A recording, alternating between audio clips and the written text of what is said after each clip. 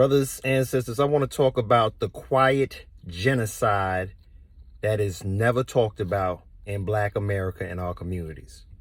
Do you know the number one killer of Black life? Let me give you a hint. It's what all these women ran to the polls to vote for. Yes, abortion.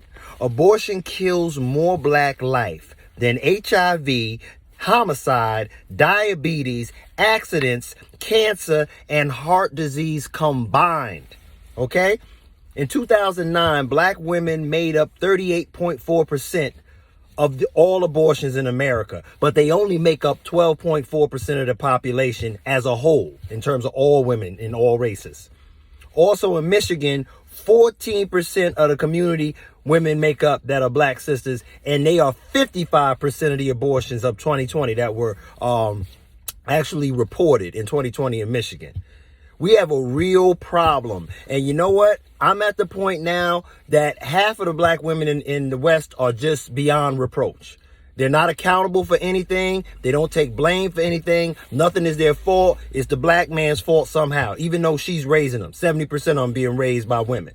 So I'm going to tell y'all, brother, somebody said something to me. They said, you know what, Freddie, you always putting up the problems, but why don't you tell us some solutions? So you know what I'm going to do? I'm going to tell y'all, brothers, what you need to do as Black men, because we're always going to have to be accountable.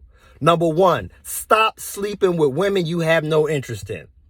Either way, you're going to either get trapped with a baby, or you may want a baby and she has the power to take life or bring life forward. That is the woman's greatest power, is she controls who lives and who dies. That's why this whole Roe thing was so important.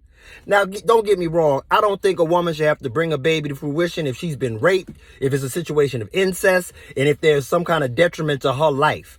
But outside of that, we got to get past this whole making the exception the rule, because the majority of these abortions are not from those situations.